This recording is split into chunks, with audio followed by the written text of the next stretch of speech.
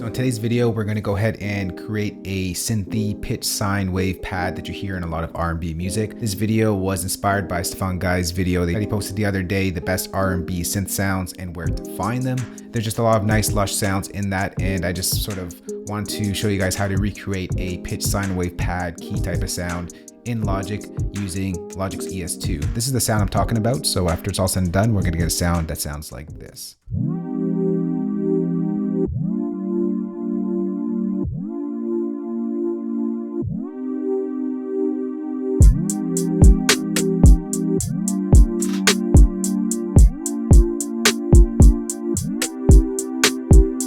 All right, so let's go ahead and design that sound from scratch. We'll create a new software instrument track, and I'm going to bring in Logic's ES2 synthesizer.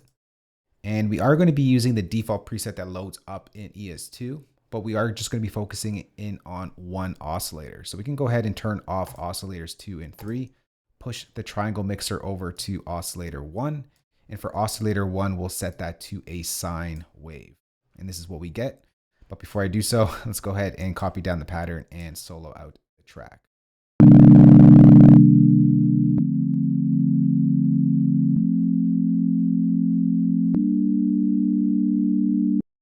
All right, so the first thing I want to do here, maybe I'll just push this up 1 octave just so we get a better sound here.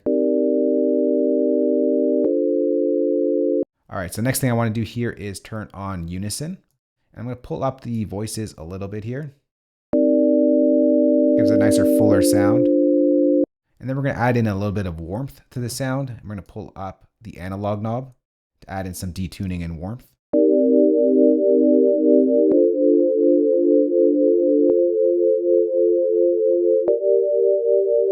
All right, next up over here in the middle section, we're going to take this slider, push it all the way to the side. And we're going to pull off our cutoff over here.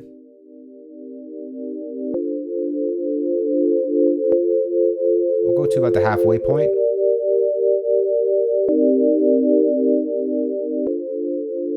And then what we got to do here is make sure that we get our sound to sort of pitch up every time the chord hits. And to do that, we'll be using Logic's envelope, ES2's envelope 2 to control the pitch on oscillator 1. This type of effect is used in a lot of R&B chord type of sounds. It's really lush, it's really nice, and it's really easy to do. So we're going to go over here in this middle section here, and we're going to go to target pitch 1. So the pitch of this knob right over here. And then we're going to go to the source to look at envelope 2. So we're going to go ahead to envelope 2 over there. And before we do anything, I'm just going to bring this knob down -24 semitones because it's going to go from a lower octave to a higher octave. And we're going to pull this green triangle here mix all the way up.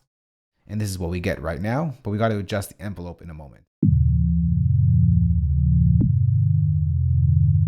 All right, so the first thing you want to do is pull up the decay, pull up the sustain. The decay doesn't have to be all the way up. You can do it to taste, but I'm just going to pull it up for now. And we get this. I'm going to pull up this attack here just to give it a softer buildup.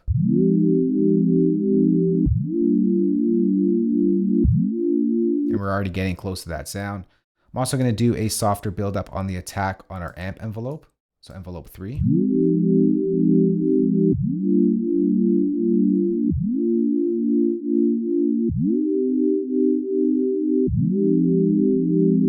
All right, we're really close to that sound. Next up, I'm going to go over to the chorus section over here. I'm just going to pull this up to taste.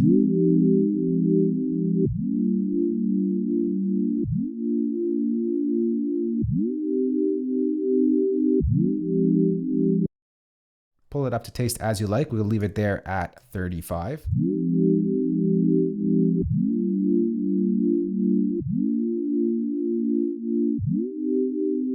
Then we're going to give our sound a little bit more character to it.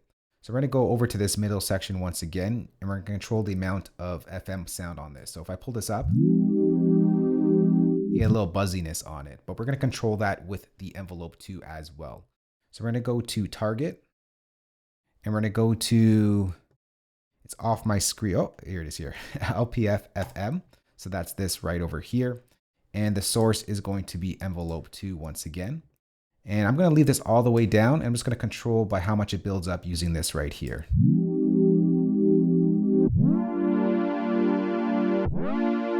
So see how it builds up with that envelope? Just a little bit. You could do it to taste there, but it's nice just to be sort of just peppering it in there a little bit. Next up, you could go over to your resonance over here. You could pull that up a little bit as well to taste. To get more focus sound.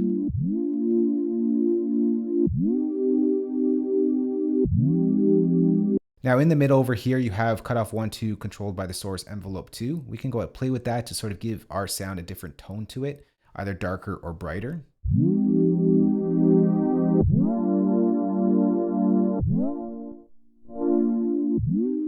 I kind of like how it sounds at the default state. And next, what you could do to make this a little bit more gritty, a little bit more analog, you could go ahead and bring in under distortion a bit crusher and just add some sort of sprinkle to the sound to taste as well. But bring that mix down.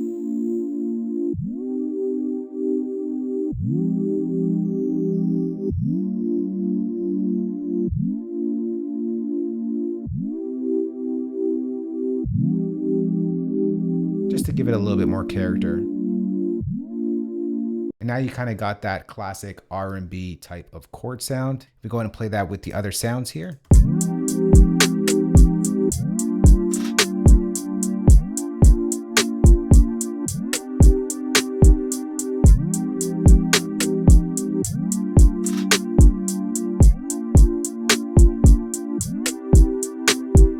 And then you could sort of take this a step further if you want to make sort of new sounds from scratch built off of this preset right here. In ES2, you could just go ahead and you could play with some of the other shapes over here that you have for some synthesis.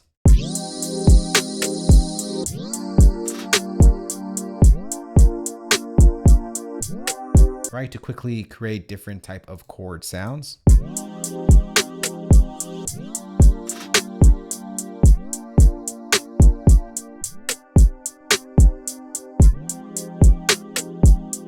Right, and then you can just go ahead and have some fun with that, but that's how you create the foundation to this type of sound, and then from there sort of just tweak some of the parameters we adjusted, and you got yourself a new sound. So that right there is how you make those future R&B, chord, pitch, synth type of sounds. I'm not too sure what to call them. If you do have any questions on this, we can go and talk in the comment section below this video. I will place a link to Stefan Guy's video that I'm talking about if you want to learn different types of sounds to use in R&B music. Also, Stefan's channel is really good for R&B producers. If you produce R&B, definitely go check out that channel. But other than that, I hope you enjoyed this video. Thanks for watching, and I'll catch you on the next one. Later. Peace.